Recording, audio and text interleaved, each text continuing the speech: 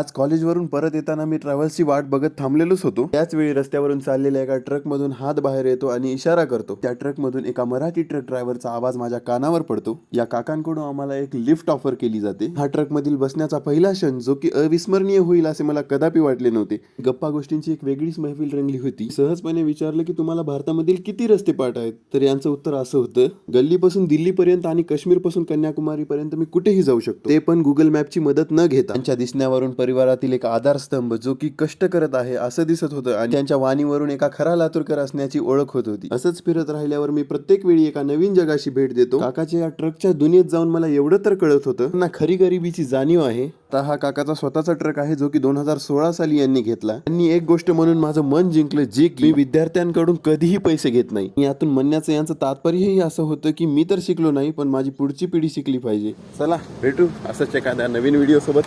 Bye.